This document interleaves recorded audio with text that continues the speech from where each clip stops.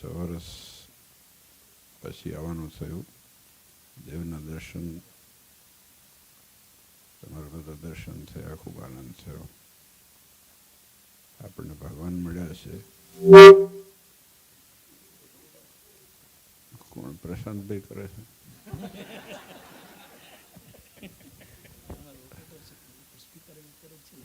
વાંધો નહીં, હું ફરી જઉં તો.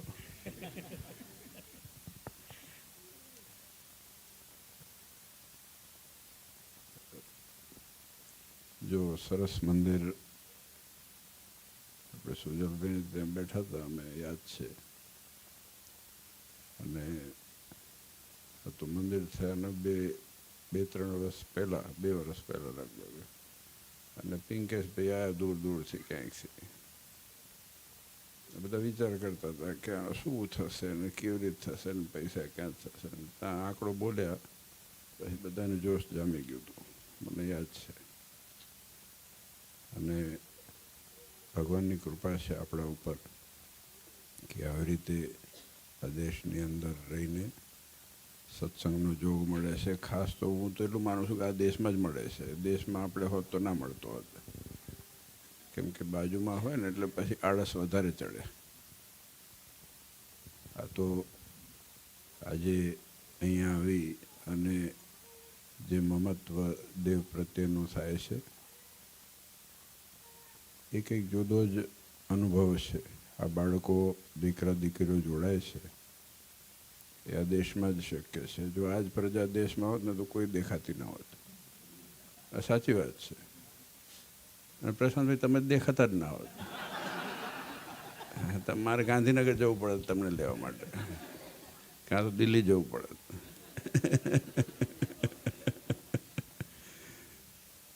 પણ જો આનંદ છે, આ છે ને, આ બધી વસ્તુ મળતી નથી. વાસ્તવિકતા આડંબર મળે છે, નાટક મળે છે, બીજું બધું મળે છે. બીજું ના જે પ્રાપ્ત કરવાનું એ બધું આવે દુનિયામાં. તંત્ર મળે ને મંતર મળે. અમને રસ્તામાં અમને કોણ કોક અમારા ભગતજી જ કહેતા હતા કે હમણે કોક ફલાણા ભુવા બહુ ચાલ્યા છે. હા, કોઈ મળ્યા નથી. અને ભગવાન મળ્યા હોય ને એટલે પછી આમાંથી આપણે બચી ગયા છે, નહીં તો હેરાન થઈ જવાય. માનસિક અને બધી રીતે માણસ ખેંચાઈ જાય છે. આ તો સંજોગ કે દર વર્ષે આમંત્રણ આપે છે, પણ હું તો એમને વગર કીધે આવેલો છું. આ તો ઘર છે અમારું. અમે તો ઈચ્છા થાય ત્યારે આવી જઈશું તમે તમારે. હા, વાસ્તવિક પરિવાર છે. જો હું સાચું કહું, મેં ઘણી વખતે કીધું છે આ વસ્તુ. મેં હું કેટલા બધા હરિભક્તોને કેટલા બધા ગામડામાં બધા જાણું છું. 3-4 પેઢી જાણું છું. પણ આમ જોઈએ તો આપણે કોઈ શું તકે નડતું નથી. પણ મમત્વ છે. આજે ભગવાનના લીધે થઈને આ પરિવાર છે, સંતો હોય કે હરિભક્તો બધા મેળ ખાધો એટલા માટે જ, કારણ કે ભગવાન મળ્યા છે. અને કે તમે અને મેં કીધું આ મંદિર છે, હવે બધી વસ્તુ જરૂર તો પડે ને. હજુ પ્લેગ્રાઉન્ડનું કરવું પડ્યું. મેં કીધું હવે વડીલો માટે પ્લેગ્રાઉન્ડ કરવું પડે. હા, એમનું પ્લેગ્રાઉન્ડ એટલે બાકડા હોય, ઘડીક ગપ્પા મારે, ઘડીક શિયાળો હોય તો તાપ ખાય, બહેનો હોય, વડીલો હોય. તો આ બધી જરૂરિયાત છે. મંદિર માત્ર ભગવાનનું ભજન કરવું એ નથી, પણ મંદિર, જેમ હમણાં રામસ્વામી વાત કરી, મંદિર એ એક સ્કૂલ ઓફ થોટ ખાલી ભગવાન માટે નહોતું. આપણે ત્યાં મંદિરમાં બધી વસ્તુ, લગન શીખે કાળુપુર મંદિરમાં નક્કી થતા હતા. બોલો, એના માટે રામનવમી ટોળું ભેગું થતું આવે છે બધા. હાજુ આખા બધા સમાજના સમાજવાળા આવતા હતા બધા. કેમ બધા ભેગા થાય? બધા દ્વારે નક્કી થતું હોય તો એમાંય ખોટું નથી. અને એ વાસ્તવિકતા છે કે આજે માત્ર ધાર્મિક નહીં, બધા ધર્મ છે ને, ધર્મ એ ડ્યુટી છે, ભગવાન છે એ મુખ્ય છે. પણ એની સાથે સાથે આપણા વ્યવહાર હોય, આપણા વાતો હોય, આપણું સોશિયલાઇઝેશન હોય, આપણા દીકરા દીકરીઓનું હોય, એકબીજાને મળવાનું હોય, તો પણ આપણે કહી શકીએ ચાલો મંદિર આવજો, આપણે મળી લઈશું. એટલે એ બધી વસ્તુની વ્યવસ્થા માટે ભગવાને આપણા મંદિરો કર્યા છે. મેં ગઈકાલે જ કીધું હતું, મેં કીધું આપણે અમદાવાદની અંદર જો પ્રદક્ષિણા છે, અહીંયા ઓટાક શું કરવા મૂક્યા છે? પ્રદક્ષિણા કરવા બેસવાની ક્યાં જરૂર છે? ચાલવાનું જ છે ને. પણ અહીંયા તમે જોજો તો બેઠા હોય ને 2 જણા, અક્ષરધામથી 1 વેત દૂર જ હોય છે. એટલે બધા ખોઈને મગ્ન થઈ ગયા. અમે વાતચીતો ચડાયો હોય તો ઓહો આપણને એમ થાય કે આમને જ અક્ષરધામ મળવાનું, બીજા આપણને જ મળવાનું નથી. ને વાસ્તવિકતામાં કેમ કે આમ આ છે ને ભગવાનનું સ્થાન છે, એમાં ફેર પડે છે વિચારનો. મેં ગઈકાલે કીધું હતું કે આજે બીજે ક્યાંય ઊભા હોઈએ અને ભગવાનની સન્મુખ બેઠા હોય તો 1/2% એ વિચારમાં ફેરફાર તો પડે જ છે. હું એમ નથી કહેતો કે 40% પડી જાય ને પછી એ બધા ગપાટા છે. દુનિયા કહેતી હોય ને, ઘણા લોકો કહે કે ઓહો કે બહુ આમ થઈ ગયું, કંઈ થતું નથી એટલું બધું. કેમ કે આખી જિંદગી છે, જર્ની છે ધીરે ધીરે આગળ વધવા માટે. અડધી રાતે કોઈ દુનિયા બદલાઈ જતી નથી. પણ જે થોડોક પણ ફેરફાર થાય છે એ વધતા વધતા વધતા સંસ્કારો અને સિદ્ધાંતોને આપણી પરંપરા જળવાઈ રહે એના માટે આ મંદિરો છે. અને મોટા મોટી વસ્તુ કે એકબીજાનો સપોર્ટ મળે છે, સાયકોલોજીકલ સપોર્ટ મળે, એકબીજાને મળવાનું થાય, બહેનો હોય, ભાઈઓ હોય, દીકરા હોય, દીકરીઓ હોય. અને એટલા માટે જ આજે સરસ જો આ આયોજન કર્યું પ્લેગ્રાઉન્ડનું ને બધું.